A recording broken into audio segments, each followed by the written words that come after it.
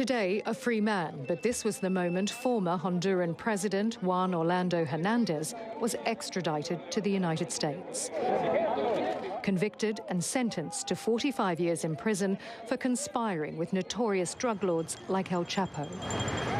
At the time of his arrest, the U.S. Attorney General said Hernandez had abused his position to operate a narco state.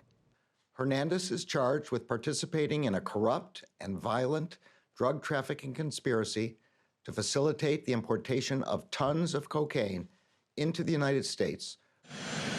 But this week, U.S. President Donald Trump said Hernandez had been unfairly convicted by the former administration of Joe Biden and issued an official pardon. He was the president of the country, and they basically said he was a drug dealer because he was the president of the country. And they said it was a Biden administration setup, and I looked at the facts and I agreed with them. The pardon appears at odds with Trump's war on drugs, especially as he's currently threatening war on Venezuela's Nicolas Maduro and bombing boats in the Caribbean suspected of smuggling. Pardon doesn't make sense if you're going to think that this is all really about drugs.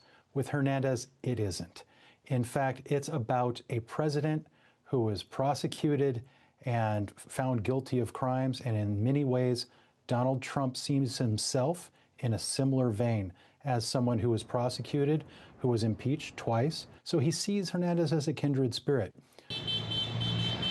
Some Hondurans say they always believed Hernandez was unfairly treated. What he was condemned for, it didn't seem right to me. Everything he was accused of, so I'm happy. Others say it's a miscarriage of justice. I'm against everything that is happening because it's an insult to Honduras, because Honduras really doesn't deserve this.